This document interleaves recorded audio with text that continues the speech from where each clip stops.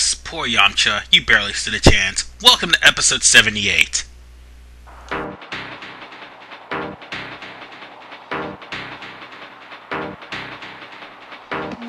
No! You're gonna pay for this, you hear me?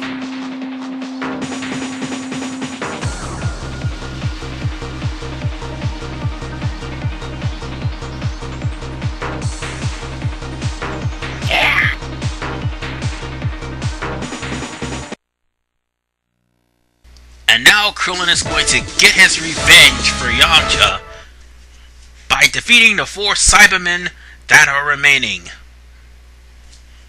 That's right, he's avenging Yamcha. If it isn't Yamcha, it's Krillin.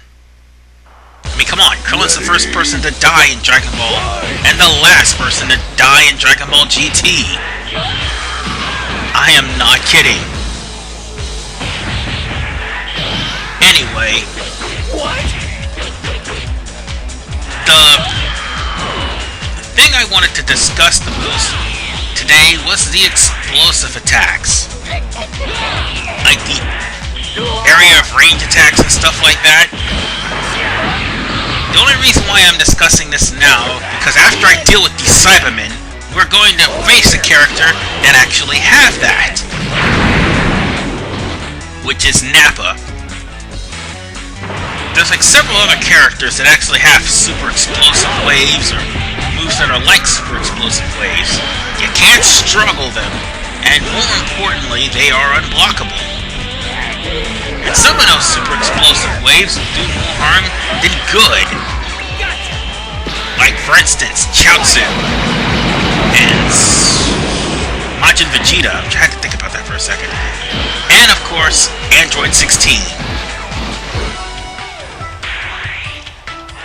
Those are the many people... Oh yeah, and Super Boo. That's what I meant to say. Those are the people whose self-destruct attacks pretty much kill them rather than kill the enemy.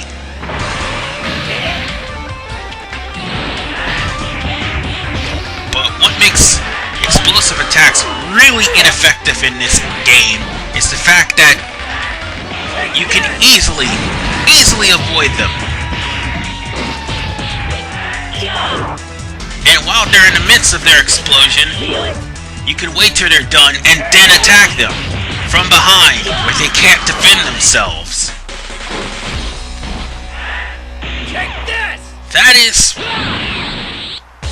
just that is just one thing I could say about Dragon Ball Z Budokai Tenkaichis 1, 2, and 3 as a bad habit.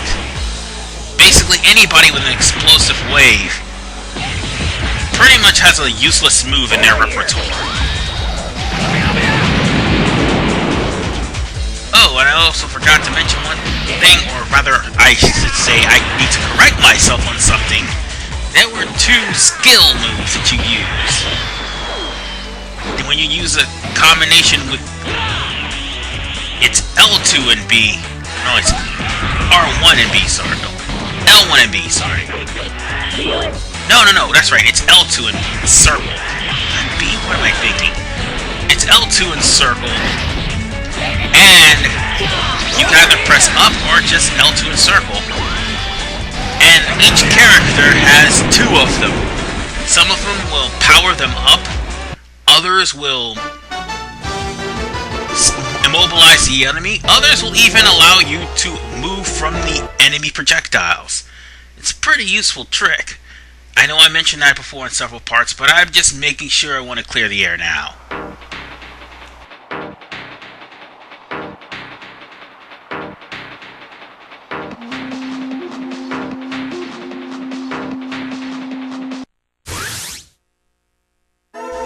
And that was the remaining Cybermen, the only villains that Krillin will ever kill in this series. Besides a couple of Frieza's henchmen, that's it. Anyway, right now there's not really much to talk about. Oh wait, actually there is. Goku mentioned something about filler.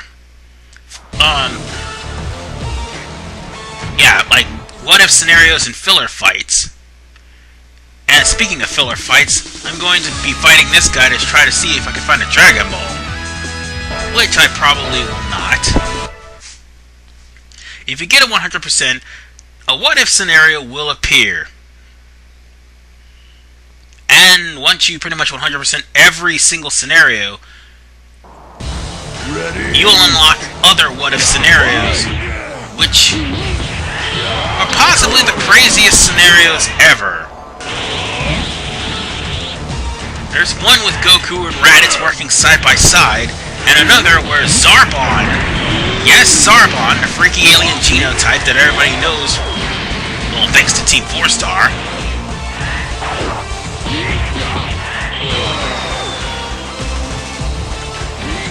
yes, Zarbon will try to betray Frieza.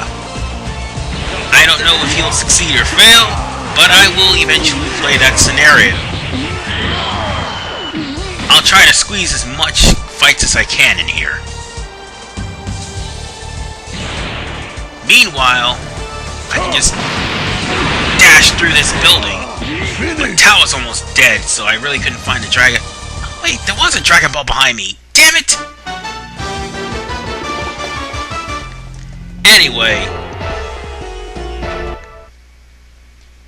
now that we've defeated Tao and only got 2 things I don't really need.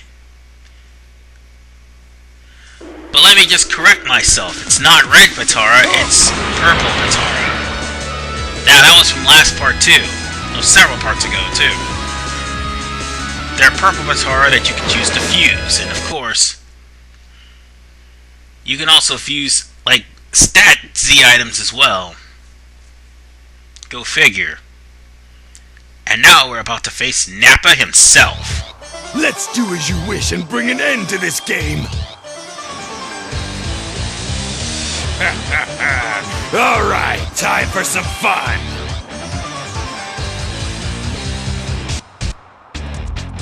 The ground is shaking. Tien, my telekinesis won't work! No. Here it comes!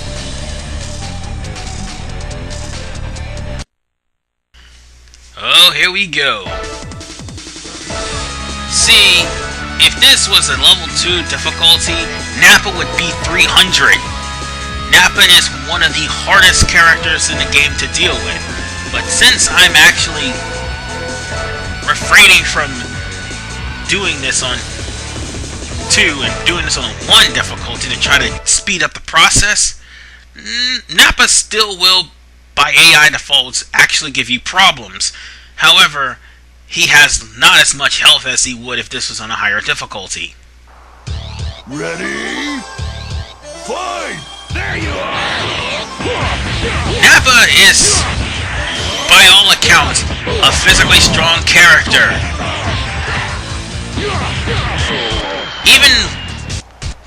Even by default he is. Special beam cannon! Nice. I nullified it. Or it just passed through me. Special beam cannon! Ah, got him! I just want to stop Nappa in his tracks. Because Nappa will do things like that even when he's in a survival battle. And of course, when the difficulties change, so does Nappa's level. And even though Nappa will be a 300, was it a 196? No, it was a 300 actually. In a level 2 difficulty, level 3, I think he'll be higher than that. Making it an actual fight for survival. And this isn't even a survival battle. Excuse me. But you have like 5 or 6 people that you can use. Well, yeah, you have 5 people actually that you can use to take out Nappa. Granted, most of them are weak, but at least you can do as much as you can with Piccolo. But in harder difficulties, put Piccolo at the end so he can pick up the slack for the team and put Tien in the second to last position and then Gohan in the third position and then sacrifice Chiaotzu and Krillin. Let them do as much damage as they can. That's all I gotta say for tougher difficulties. I mean, it may sound cruel, but that's the tip and that's the advice that I have for you.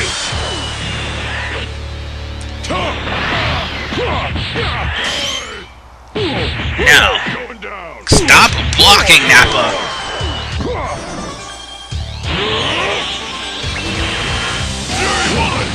Owned. He's almost dead. I just gotta end him quickly. God damn it, Nappa! Finish. Let's put it like this. I always wanted to say that, then again I tried to refrain from that joke. And now I get experience and already more Zenny than what I already have. And I have a lot of Zenny too.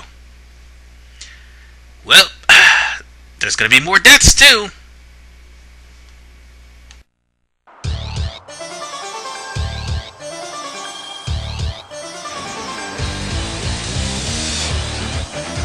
Goku! Hurry up!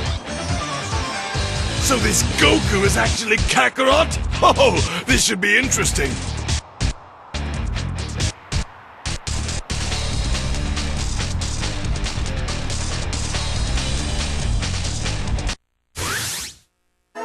Again, another thing I could give to Budokai, at least they showed a scene where Tien desperately throws his last Tri-Beam to try to defeat Nappa.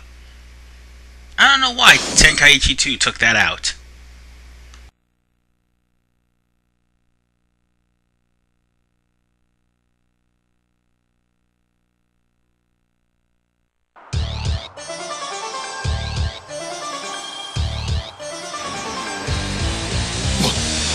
What is this? My dad is coming! Nappa! Finish them! I don't want these pests getting in the way! I'm going to enjoy this!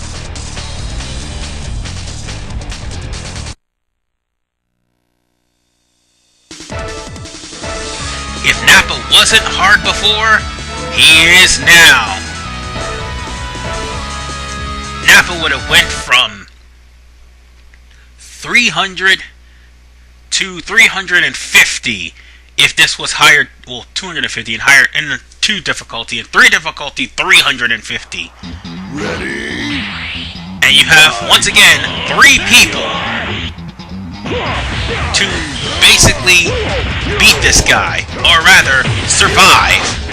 That's the whole point of this. Nappa's about 30 levels short from me.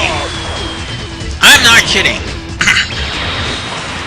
Piccolo may be a level 110, but Nappa is a level 77. He's about 30, 40 levels lower than I am. Meaning one thing, he may actually do some serious damage, even if you have experience. And Nappa just used his special technique move, which prevented him from being hit and allowed him to dodge.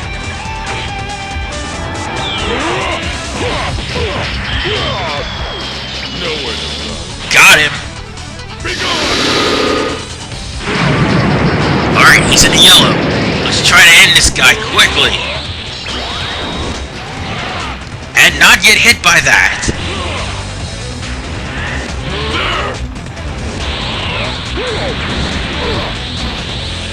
Don't worry, Nappa will not forget to fly.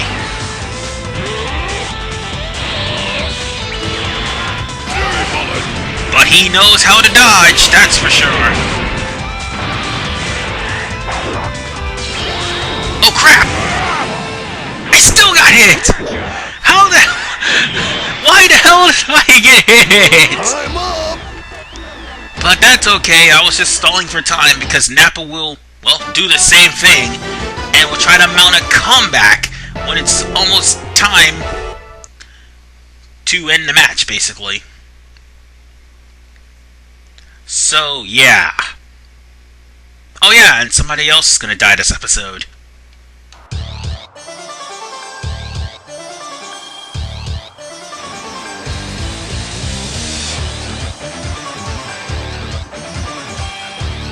No!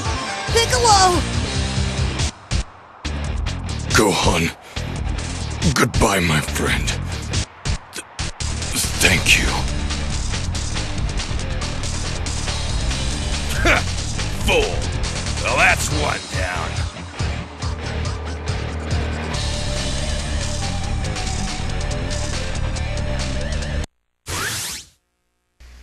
Let's see, that's about...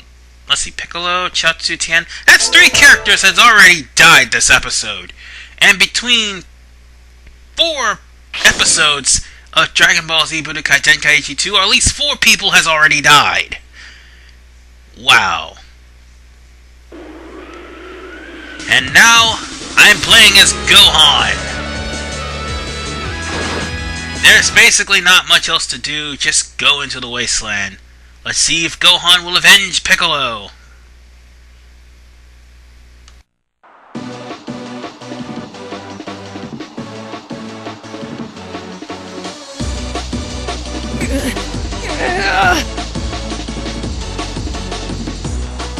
Huh?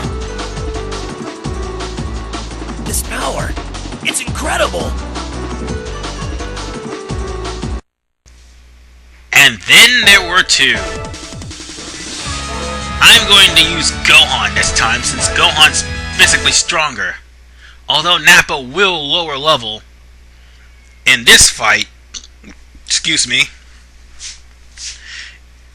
he still may be trouble, because there's something else I needed to mention that I didn't mention in the last couple of parts either. See, with small characters, no matter how high their experience are, unless they're Kid Buu, their HP will be in the green, not the blue, unless they get a health plus 20.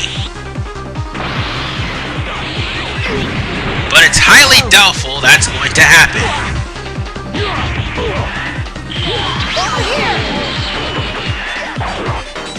Anyway, well, not through this playthrough anyway.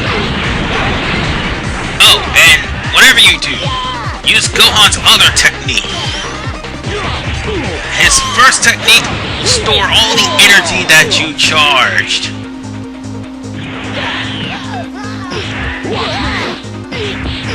I don't know why it does that, but it does.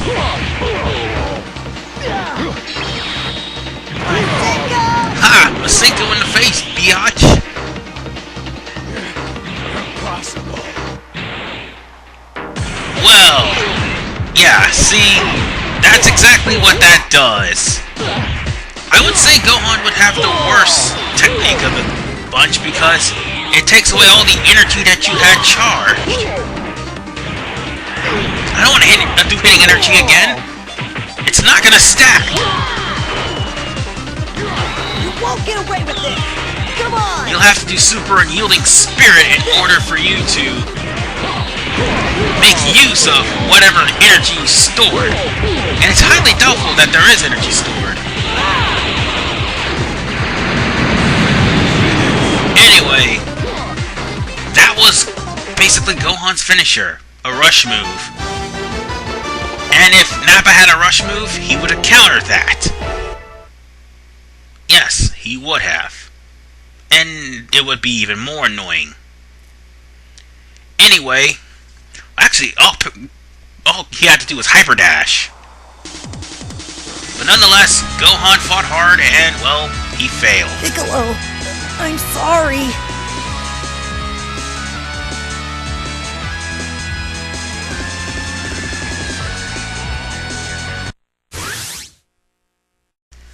Looks like Goku's gonna have to clean this mess up, and he will do just that in episode 79. This is RVMan 985. See you guys next time.